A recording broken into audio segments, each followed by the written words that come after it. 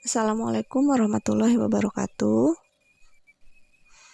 Anak-anakku sekalian, kita bertemu pada pertemuan yang ketiga, yaitu kita akan membahas mengenai keadaan alam Indonesia. Adapun pada pertemuan sebelumnya kita sudah membahas mengenai interaksi antar ruang dan kondisi dan potensi sumber daya alam di Indonesia. Tujuan pembelajaran pada pertemuan kali ini yaitu menjelaskan kondisi alam Indonesia, menjelaskan keragaman flora dan fauna di Indonesia, dan menjelaskan bentuk-bentuk perubahan akibat interaksi antar ruang. Baik, kita mulai pada materi yang pertama, yaitu keadaan fisik wilayah. Kondisi geologi di Indonesia. Indonesia terletak pada pertemuan 3 lempeng tektonik besar, yaitu lempeng Indo-Australia, Eurasia, dan lempeng Pasifik. Ketiga lempeng tersebut saling bertumbukan. Yang pertama yaitu lempeng Indo-Australia bertumbukan dengan lempeng Eurasia di lepas pantai Sumatera, Jawa, dan Nusa Tenggara. Kemudian lempeng Pasifik bertumbukan dengan lempeng Eurasia di antara Papua dan Maluku Utara. Akibat dari pertemuan 3 lempeng tersebut, yaitu tumbukan lempeng tersebut kemudian membentuk rangkaian pegunungan yang sebagian menjadi gunung api di sepanjang Pulau Sumatera, Jawa, dan Nusa Tenggara, serta sering terjadinya gempa bumi. Jadi, karena adanya pertemuan 3 lempeng tersebut, Indonesia ditumbuhi oleh gunung api serta sering terjadinya gempa bumi. Kita lihat di sini adanya peta pertemuan 3 lempeng bumi di Indonesia. Di ujung kiri itu adalah lempeng Indo-Australia. Kemudian di atas ada lempeng Eurasia dan di ujung kanan yaitu lempeng Pasifik. Yang pertama kita akan membahas gempa bumi.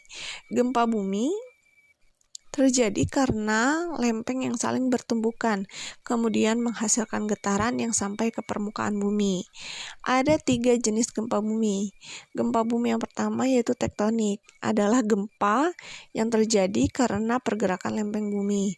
Kemudian lempeng vulkanik adalah gempa yang terjadi karena adanya aktivitas gunung api, dan yang terakhir adanya gempa runtuhan, adalah gempa yang terjadi karena adanya runtuhan seperti gua dan lain-lain. Dari gempa bumi tersebut dapat menimbulkan bencana lainnya, yaitu seperti tsunami. Baru-baru ini terjadi tsunami di wilayah sekitaran Banten. Wilayah tersebut terjadi karena adanya aktivitas kegunung apian, yaitu gunung api anak Krakatau, sehingga menimbulkan gempa yang berasal atau berpusat di tengah laut dan menghasilkan bencana yaitu berupa tsunami. Kemudian selain gempa bumi ada juga gunung api. Apa yang disebut dengan gunung berapi? Yaitu lubang kepundan atau rekahan dalam kerak bumi, tempat keluarnya cairan magma atau gas atau cairan lainnya ke permukaan bumi. Ciri gunung berapi yang aktif yaitu adanya kawah atau rekahan. Atau kamu bisa melihat misalnya di Gunung Tangkuban Perahu, di sana ada semburan gas, kemudian adanya asap putih dan lontaran material. Jika kamu mendekat ke Gunung Tangkuban Perahu itu bisa mencium adanya bau kawahnya, yaitu berupa bau seperti bau belerang. Di sini ada peta persebaran gunung api di Indonesia. Dari ujung Sumatera, Jawa, Nusa Tenggara, dan sampai Maluku itu dilalui oleh jajaran gunung berapi. Lalu mengapa Pulau Papua serta Kalimantan tidak ditemukan gunung berapi? Nanti kita akan bahas pada materi yang selanjutnya. Yang selanjutnya adalah bentuk muka bumi. Jumlah pulau yang ada di Indonesia yaitu sebanyak 13.466 pulau. Baik pulau itu yang sudah berpenghuni maupun tidak berpenghuni. Adapun luas wilayah di Indonesia mencapai 5.180.053 km. dengan rincian bahwa di Indonesia ini lebih luas lautannya dibanding daratannya. Kita lihat bahwa luas daratannya sekitar 1.900.000 km. Kemudian luas lautannya yaitu 3.200.000 km kubik. Adapun kondisi iklim di Indonesia. Indonesia beriklim tropis dengan suhu udara yang tinggi sepanjang tahun yaitu sekitar 27 derajat Celcius. Selain itu, di Indonesia ini terjadi angin muson, yaitu angin yang terjadi karena adanya perbedaan tekanan udara antara samudra dan benua. Pada pertemuan pertama, Ibu sudah memberikan tugas apa yang dimaksud dengan angin muson barat dan apa yang dimaksud dengan angin muson timur. Mayoritas dari kalian sudah menjawab dengan baik, namun sebagian dari kalian juga menjawab dengan kurang tepat. Lalu apa yang dimaksud dengan angin muson barat? Pada pertemuan kali ini kita akan bahas ya. Angin muson barat merupakan angin yang berlangsung pada bulan Oktober sampai April dan angin tersebut bergerak dari benua Asia menuju Australia. Sehingga angin tersebut mengakibatkan adanya musim hujan di Indonesia karena angin tersebut bergerak membawa uap air yang berasal dari benua Asia menuju ke benua Australia. Kemudian apa yang dimaksud dengan angin muson timur? Angin muson timur yaitu angin yang bergerak dari benua Australia menuju benua Asia, berlangsung sekitar bulan Mei sampai September. Pada angin muson timur ini mengakibatkan adanya musim kemarau di Indonesia, karena angin tersebut ketika bergerak membawa uap panas. Lalu sekarang ini kita sedang mengalami musim apa? Saat ini seharusnya kita mengalami musim kemarau. Sedang bergeraknya angin dari benua Australia menuju benua Asia. Kita lanjutkan ke materi persebaran flora dan fauna di Indonesia.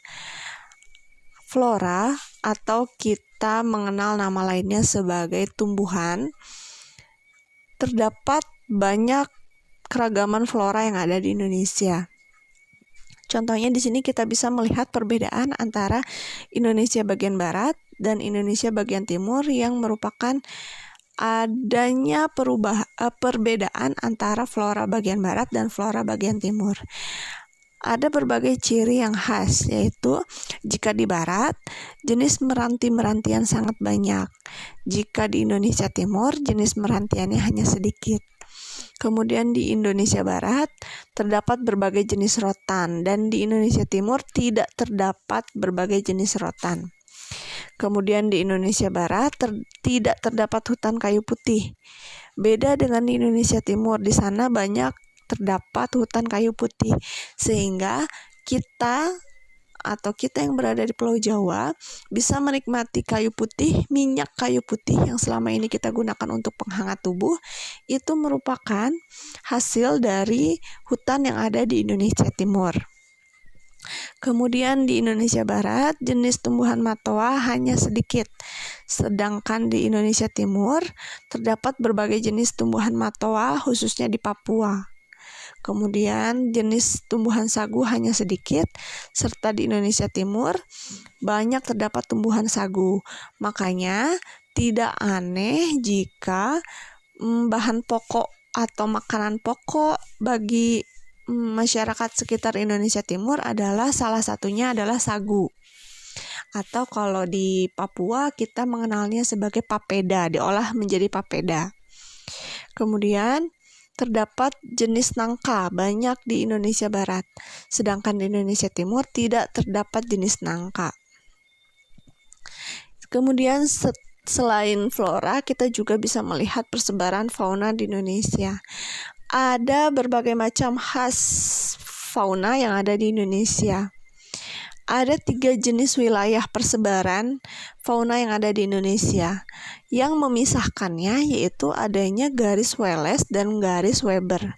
Garis Wallace dan garis Weber tersebut memisahkan 3 jenis fauna, yaitu fauna bagian barat, fauna bagian tengah, dan fauna bagian timur. Kita lihat di sini. Dari ujung Sumatera kita bisa melihat di sana ada berbagai macam hewan, yaitu beruang madu, harimau Sumatera, gajah, badak, harimau Jawa, banteng, dan orang utan. Kemudian di fauna bagian tengah yaitu ada anoa, komodo, burung maleo, dan babi rusa. Kemudian di bagian timur ada cendrawasih, kakatua, kuskus, dan walabi. Fauna di Indonesia dibedakan menjadi 3 tipe, yaitu tipe barat atau asiatis, karena dinamakan tipe barat tersebut karena memiliki kemiripan dengan hewan atau fauna yang berada di benua Asia. Jadi hewan-hewan yang berada di bagian barat merupakan hewan yang memiliki kemiripan dengan fauna yang ada di benua Asia. Kemudian yang kedua adalah tipe tengah yang memiliki ciri khas dan berbeda dengan wilayah lainnya. Yang ketiga adalah tipe timur atau australik yang memiliki ciri atau tipe yang sama dengan hewan di benua Australia. Kita lihat tipe asiatis atau tipe barat. Contohnya itu adalah gajah, kemudian ada harimau Sumatera, ada badak bercula 1 yang ada di ujung kulon, kemudian ada banteng. Kemudian fauna tipe tengah atau peralihan, yaitu di sini ada babi rusa, ada komodo, ada anoa, dan ada kuskus. Pada tipe tengah ini merupakan hewan-hewan khas yang ada di Indonesia yang berbeda dari wilayah lainnya dan tidak ditemukan di wilayah lainnya. Kemudian yang ketiga yaitu fauna tipe timur atau australik. Contohnya adalah walabi. Walabi ini memiliki kemiripan dengan hewan yang berada di benua Australia yaitu kanguru. Kemudian ada landak irian, ada cendrawasih, dan nuri. Nah, hewan-hewan tersebut memiliki ciri khas masing-masing, sehingga sering didapatkan bahwa di Indonesia ini ada hewan seperti misalnya komodo, kemudian ada hewan seperti orang utan yang merupakan hewan khas dan tidak ditemukan di wilayah lainnya. Kemudian selanjutnya adalah perubahan interaksi antar ruang. Perubahan interaksi antar ruang di sini yang dimaksud dari perubahan akibat interaksi antar ruang bahwa adanya interaksi antara daerah-daerah sehingga mengakibatkan berbagai perubahan, baik dari perubahan yang pertama kita bahas yaitu berkembangnya pusat-pusat pertumbuhan. Maksudnya karena adanya pergerakan orang, barang, dan jasa pada satu lokasi tertentu akan menimbulkan pemusatan aktivitas manusia pada lokasi tujuan. Pemusatan aktivitas penduduk tersebut kemudian membentuk daerah perkotaan. Daerah perkotaan merupakan pusat pertumbuhan suatu wilayah karena sebagian besar aktivitasnya terkonsentrasi di wilayah perkotaan. Kemudian yang kedua adalah perubahan penggunaan lahan.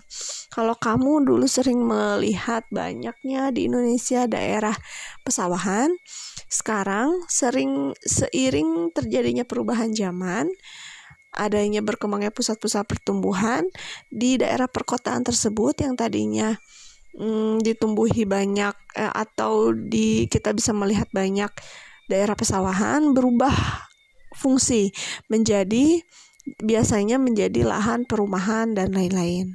Kemudian yang ketiga, perubahan orientasi mata pencaharian. Karena adanya perubahan interaksi antar ruang tersebut, banyak masyarakat yang berubah orientasi mata pencahariannya.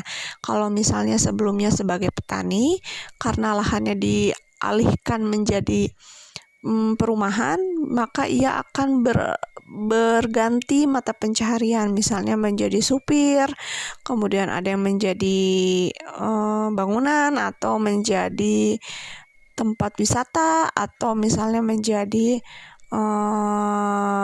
pedagang. Kemudian yang lainnya adalah berkembangnya sarana dan prasarana. Sarana dan prasarana ini maksudnya Tadi karena adanya pergerakan orang, barang, dan informasi memerlukan sarana dan prasarana. Pembangunan sarana dan prasarana akan semakin meningkat dengan meningkatnya pergerakan tersebut. Kendaraan, jalan, fasilitas umum, pusat-pusat perdagangan, dan lain-lainnya terus bertambah dengan semakin meningkatnya interaksi keruangan. Kemudian adanya perubahan sosial dan budaya, dan adanya perubahan komposisi penduduk. Baik, anak-anakku, sekalian sekian dulu pertemuan kali ini. Untuk selanjutnya tugas seperti biasa akan Ibu sampaikan di WhatsApp group. Mudah-mudahan kalian dapat memahami materi kali ini. Jika ada materi atau hal yang masih bingung, silakan ditanyakan langsung kepada Ibu. Sekian, wabillahi taufiq wal hidayah. Wassalamualaikum warahmatullahi wabarakatuh.